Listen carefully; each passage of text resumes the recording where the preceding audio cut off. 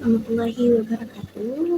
Halo guys, perkenalkan nama saya Andi Yuliana Fadila Taket dengan NIM A1241548 dari kelas B Keperawatan semester 4. Di sini saya akan menjelaskan mengenai tentang materi saya, yaitu tentang diabetes mellitus.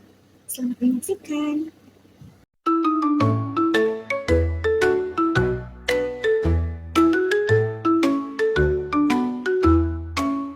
Diabetes mellitus adalah di mana kondisi tubuh tidak bisa memproduksi atau menggunakan insulin secara baik, sehingga membuat lonjakan gula darah kita itu menjadi naik.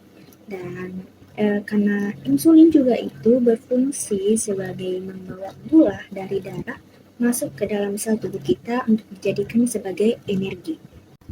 Adapun etiologi diabetes mellitus itu yang pertama DM tipe 1. Ini penyebabnya karena gangguan sistem kekebalan tubuh atau autoimun yang menyerang sel penghasil insulin yang ada di tubuh. Adapun faktor pendukungnya itu yang pertama faktor keturunan, yang kedua infeksi virus tertentu, dan yang ketiga itu faktor lingkungan. Untuk yang kedua, DM tipe 2 itu disebabkan karena resistensi insulin, atau di mana sel tubuh itu tidak merespons kerja insulin dengan baik, disertai penurunan produksi insulin secara bertahap. Adapun faktor pendukungnya itu yang pertama faktor keturunan, yang kedua obesitas, yang ketiga pola makan yang tidak baik, yang keempat kurang aktivitas fisik, yang kelima usia di atas 45 tahun, dan yang keenam itu tekanan darah tinggi dan lemak darah tidak normal. Yang terakhir itu yang ketiga DM sekunder. Ini disebabkan karena penyakit tertentu seperti kerusakan pankreas, gangguan hormon, efek samping obat-obatan, dan juga kehamilan. Patofisiologi diabetes mellitus. Diabetes mellitus itu terjadi karena kekurangan insulin atau kerjanya terhambat, sehingga glukosa yang seharusnya masuk ke dalam sel tubuh kita untuk dijadikan sebagai energi malah terhambat di aliran darah kita, sehingga terjadi hiperglikemia atau kenaikan gula darah. Dan karena tidak ada energi yang masuk, maka tubuh itu akan merasa lapar energi, akan membuat cadangan makanan yang ada di sel tubuh kita, yaitu seperti lemak atau protein, itu malah dipecah menjadi energi, sehingga membuat berat badan kita itu turun. Dan ginjal juga tidak bisa mengelola glukosa yang terlalu tinggi, sehingga membuat glukosa pun yang sifatnya glukosa itu mengunci air akan ikut terbuang bersama urin, sehingga penderitanya pun akan merasa selalu haus dan juga akan mengalami kekurangan cairan. Itulah terjadi diabetes mellitus di dalam tubuh kita. Tanda dan gejala diabetes mellitus itu dikenal dengan nama 3P. Yang pertama, poliuria, sering ingin buang air kecil terutama pada malam hari. Yang kedua, polidipsia, sering merasa haus, ingin selalu minum. Dan yang ketiga, polifagia, itu sering merasa lapar meskipun sudah makan.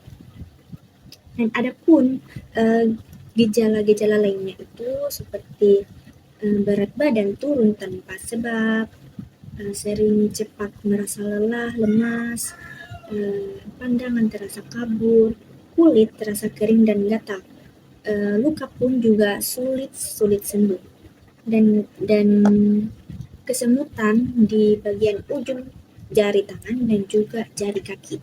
Adapun pemeriksaan penunjang diabetes mellitus itu yang pertama gula darah puasa, mana normalnya itu kurang dari 100 mg per dl.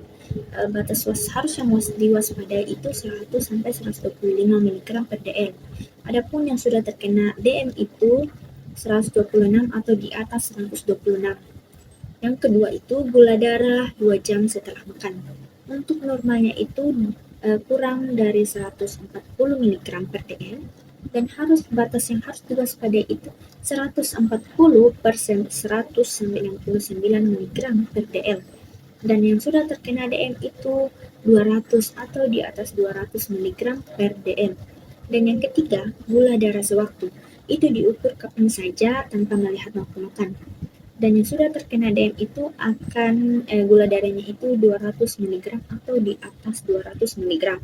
Disertai dengan gejala khas yang saya sebutkan tadi itu 3P. Dan yang keempat itu HbA1c. Ini menggambarkan rata-rata kadar gula darah selama 2-3 bulan terakhir kita.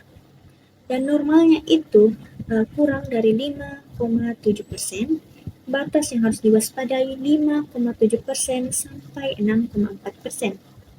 Dan adapun yang sudah terkena DM itu di atas atau sama dengan 6,5%. Dan yang terakhir itu pemeriksaan urin. Ini biasanya ditemukan adanya glukosa di dalam urin, dan ini tuh tidak normal bagi orang yang sehat.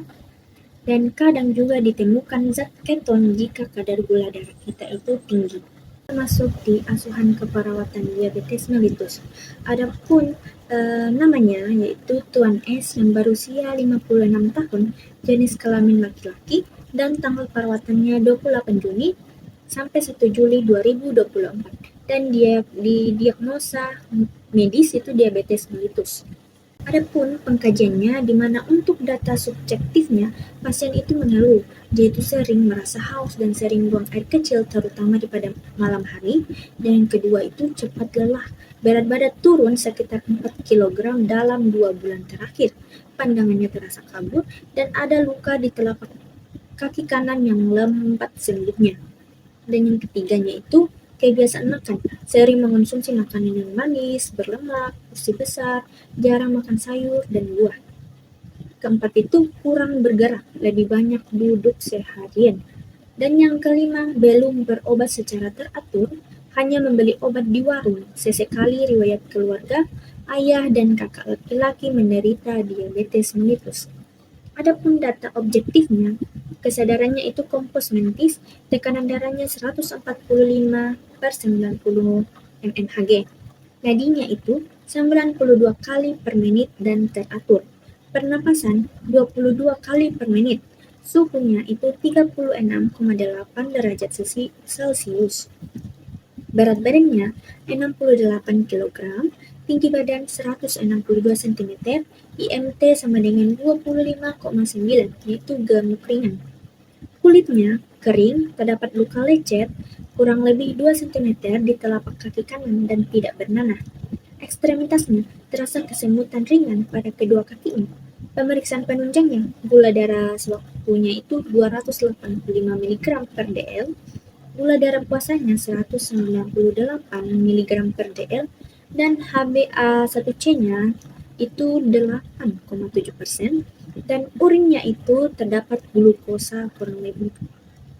Adapun diagnosanya itu adalah risiko ketidakefektifan pengaturan kadar glukosa darah berhubungan dengan kurangnya pengetahuan tentang penyakit dan cara pengendaliannya, pola makan yang tidak sehat, kurang aktivitas fisik, serta riwayat keluarga menderita diabetes. Ditandai dengan kadar gula darah meningkat, kebiasaan mengkonsumsi makanan manis dan berlemak, serta pengobatan yang tidak teratur.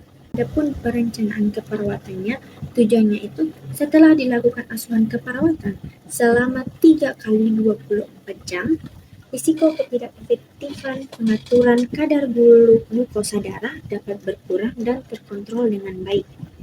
Adapun kriteria hasilnya itu kadar gula darah menurun mendekati nilai normal. Pasien dapat menjelaskan pengertian diabetes dan faktor yang memengaruhi kadar gula darah. Pasien mengetahui tanda dan gejala gula darah tinggi maupun rendah serta cara menanganinya.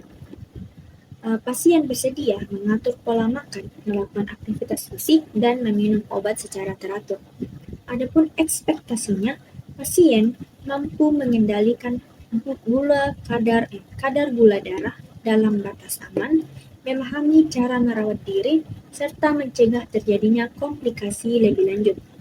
Adapun intervensi keperawatannya yaitu untuk yang observasi, di mana kita pantau kondisi umum dan keluhan pasien secara berkala.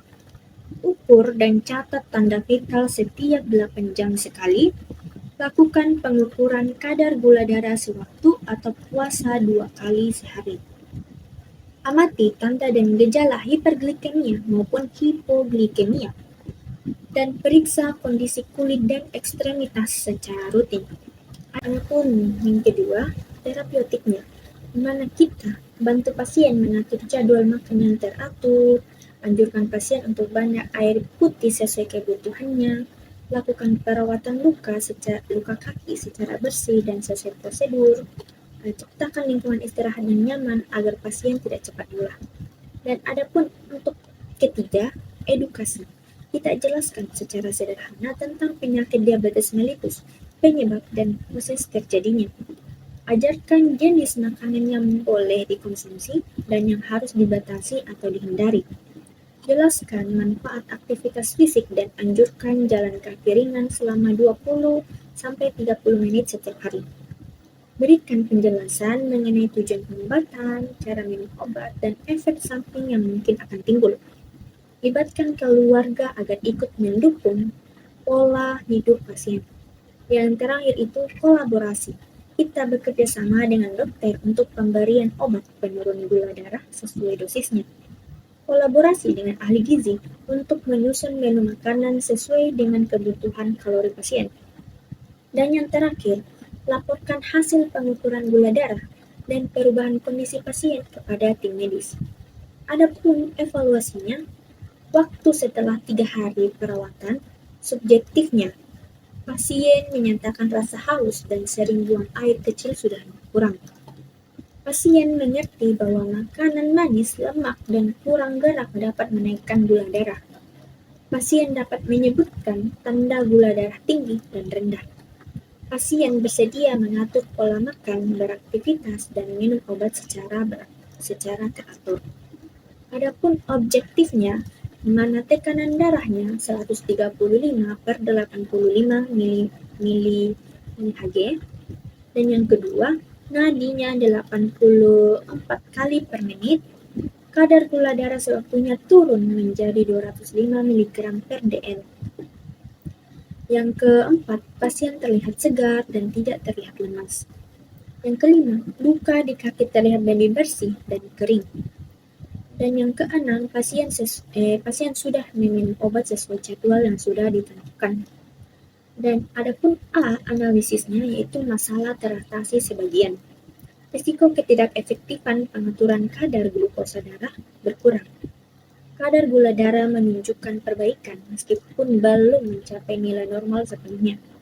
Pemahaman dan kepatuhan pasien pun juga sudah membaik. Adapun terakhir, P-nya itu rencana lanjutan.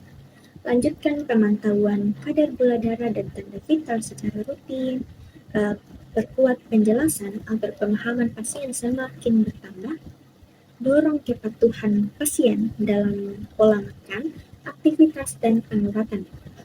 Dan yang terakhir, anjurkan pasien untuk melakukan kontrol rutin kembali ke fasilitas kesehatan. Baik, sekian dari penjelasan saya mengenai tentang diabetes mellitus sekaligus dengan asuhan keperawatannya. Lebih dan kurangnya mohon dimaafkan. Sekian dari saya. Wassalamualaikum warahmatullahi wabarakatuh.